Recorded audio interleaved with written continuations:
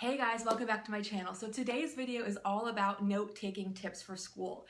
So all the examples I'm going to show you are from my schoolwork, which is, I'm in pharmacy school. So all the examples are pharmacy school related, but you can use these techniques in any school that you're at, whether you're in medical school, nursing school, just college or high school even. These would definitely work for you, but they're just general tips that have helped me really succeed in pharmacy school so far this year. I've been doing very, very well.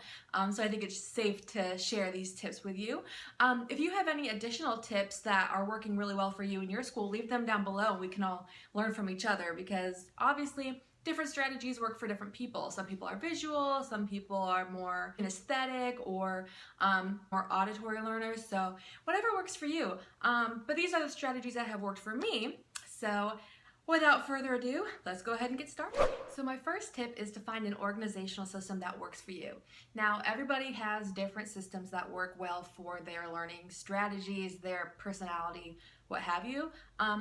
You can use binders, you can use notebooks, folders. I am not a big binder person, so what I do is for every class I have two items. I have a spiral notebook and I have a folder. So my folder has two pockets and prongs in the middle, and so what I do is I take notes from the lectures in my spiral notebook. So you can see I have just like really sloppy notes from the PowerPoints, and then I have some other notes like on the side there, and then with my folder is where I really go when I organize and rewrite and all of that. So I find the system is working very, very well for me this year, but again, find a system that works for you, because not every system works for everybody.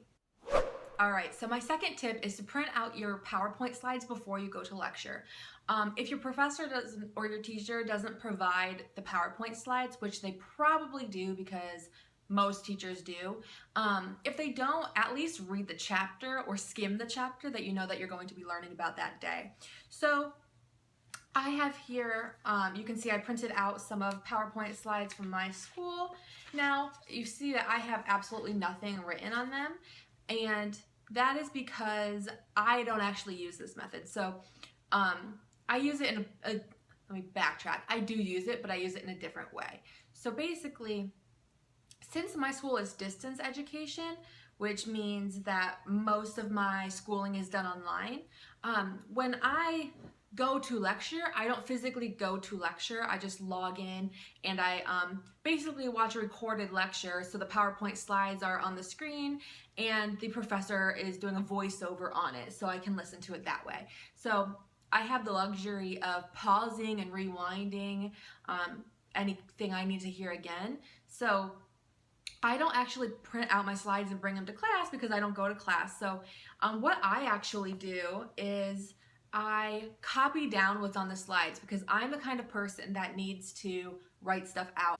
I just learn it better, it sticks in my head, and it just works better for me. You might not be that kind of person, which is awesome, but it works well for me. So what I do is during the original lecture is I go through and I just write down the content on the slides and anything extra that the professor says. So I'll jot down side notes basically that the professor says. Then what I do is during our in-class sessions, so there are times when we log in and we basically Skype with our professor, with our whole class, and that's when the professor will go over the content. So what I do with that is I take a red pen so that I know it's from those live sessions, and that's where I fill in any other information that the professor talks about, any clarifications. I write all of that on there. And that really helps me to kind of narrow down what I need to know, and emphasize the important things in there. So if you're actually going to class, I would print out those PowerPoint slides, and then with a pen or maybe a red pen like I do, when you're in class, jot down notes on the side of those PowerPoint slides, because that way you can really differentiate between what's just on the slides and what the professor is emphasizing, and we all know that what the professor emphasizes is what's going to end up on that exam. So I think that would be a really good strategy for you.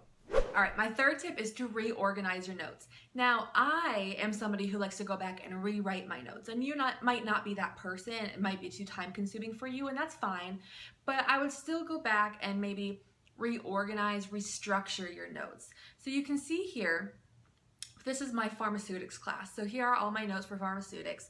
So in that spiral notebook is where I took my original notes, my messy, just all over the place handwritten notes from lecture. Then I go back with just blank sheets of computer paper and I reorganize it. So I read through that lecture, read through the content, and I try to draw it in a nice, easy to read, clear manner. And so I try to reorganize those notes because a lot of times the PowerPoints can be kind of scrambled. They'll have like side notes in the middle of, you know, a stepwise process, and it just gets kind of confusing. So I like to organize it this way.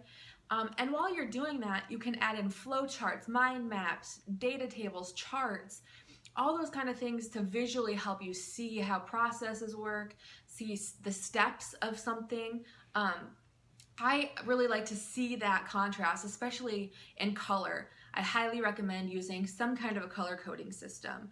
And even if it's not like color coding, just like making different things colorful, because it's easier to see, it's more fun to study, and it can also help you remember it, because when you go to the exam and they ask that question, you can be like, okay, I remember that it was on that page with these things and it was in blue. And then it kind of helps you just pull that information out of your brain a little bit easier. The fourth tip is to create focus questions. So what I mean by that is try to, after you've kind of rewritten your notes, you've reorganized them, you've gone over them, make focus questions on things that you think are important that the professor might ask about.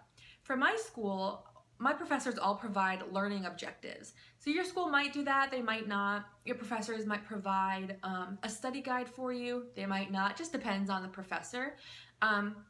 So here I'm going to show you what I did for my anatomy class, actually, because I haven't done this for pharmaceutics yet, because my first test is Monday. I haven't had it yet, so I haven't done my focus questions. But this is what I did for anatomy. So as you can see, I basically did a Cornell-style way of organizing my focus questions. So on the left-hand side, I would either pose a question or, you know, say, list these things or whatever it was. And then on the right side, I answered the question. And so I tried to do this after I had already taken my original notes, been in the class session and added to those notes, and then had rewritten them. So I had seen the content 3 times already. So once I went and did those focus questions, I really tried to answer them without using my notes to see what I already know 100% in my brain. And then obviously I would check myself first before I wrote it in pen, because I'm OCD like that. But that's what I would do on the right-hand side. And then this becomes a really good study tool when you're going to go back and actually sit down and study for the test, because you have basically a bunch of quiz questions for you to go over. And it's also good if you're studying with somebody else, especially with somebody else who doesn't know the content. Focus questions are very, very important, especially if your school has learning objectives, because if your school gives you learning objectives, that is like the things they want you to know, and those are the things that they can test you on, so you want to make sure you know those things. My last tip is to use flashcards. Now this is dependent on your class. So some classes require more rote memorization than other classes. So for example, my PDHC class, Pharmacy, Drugs, and Healthcare, that's the class where we're learning our top 300 drugs. So I personally make all my flashcards for that class. Now I know a lot of people in pharmacy school will go and buy like the pre-made flashcards on Amazon or whatever, but I really like to make my own because it forces me to look at all the material, write it all out, so I see it that one time writing it all out. I can color code it the way I want to, and I'm OCD with my color coding. And I can specifically make flashcards for just what I need to know. So again, this is more for those classes where you need to memorize facts, memorize drugs if you're in pharmacy school, things like that. It's really not for processes. I would do a mind map or something for those. But you can see some examples of my flashcards. So I have a stack of flashcards here, and for my school, we just need to know the brand name, generic name, class, FDA indications, and dosage form for each drug that we need to know. So I go ahead and write those all in different colors on my flashcards, and then I go back and study them. So what I do first is just rotely, go over, memorize the names, memorize everything on the card as best as I can. Then what I do is I sit on the floor with all of them, and we need to know those dosage forms. And for me, I'm really struggling with that. So instead of just trying to memorize it, because that's not been working for me, I've been spreading everything out on the floor and sorting them by similarities. So these are both elixirs, or these are both extended release tablets, or whatever. And I try to do that without looking at the answer first, and then I check myself. So that's been working very well for memorizing those drugs. And again, you can do that for any class you're in. You know, as long as it's something that you need to like rotely remember. So highly recommend doing that as well to help you memorize different facts. Okay guys, those are all of my tips on how to take really good notes and how to study with those notes. Hopefully these tips help you out a little bit, they work for you. And again, if you use any other strategies that work really well for you, leave those in the comments below and we can all help each other out, which I think is great. So if you like this video, give it a big thumbs up, subscribe to my channel, and I will see you guys later. Bye.